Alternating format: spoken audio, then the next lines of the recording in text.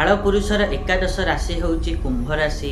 सही कुंभ राशिर व्यक्ति साहस एवं पराक्रमर ग्रह मंगल 11 मे 2026 रु नहीं 20 जून 2026 जाए दीर्घ 40 दिन धरी जो गोचर करेंगे ताहा फल जेते सब कुंभ राशिर व्यक्ति माने अछंती तांको कौन सब शुभ शुभ फल मिलिबो से विषय आज आम यही भिडियो रे आलोचना करिबा।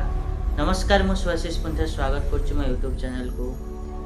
आज आम जानिबा कि 11 मे 2026 रु नहीं 20 जून 2026 मध्य मंगल जो कुंभ राशि व्यक्ति तृतीय भाव में गोचर करेंगे ताहा फल कुंभ राशि व्यक्ति जीवन उपर कौन सब प्रभाव पड़ो से विषय तो डिटेल्स रे जानिबा।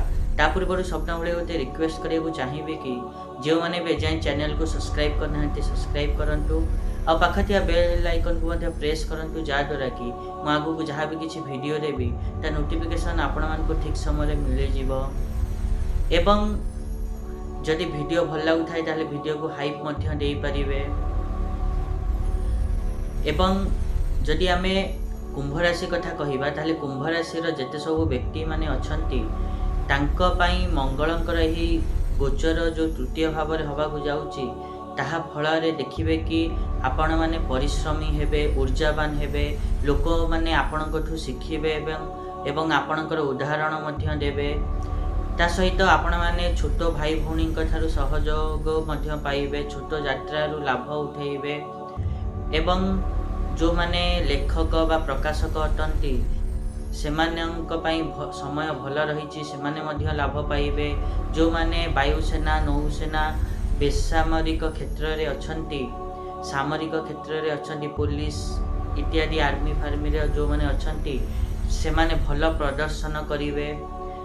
सेमानंको कार्य को लोक माने भल पाइबे, मान सम्मान तांको देबे एवं जो माने खेलकूद रे अछंती सेमाने मध्य भल प्रदर्शन करिवे, आगो को बढ़िया पई सुजोग मध्य पाइबे। ता सहित भाग्य मध्य बेले बेले आपण को सहयोग करिवो एवं कार्य क्षेत्र रे विशेष करी सफलता आपण माने पाइबे। किंतु आपण माने निज शत्रु प्रति टिके नजर रखिया को पड़िवो।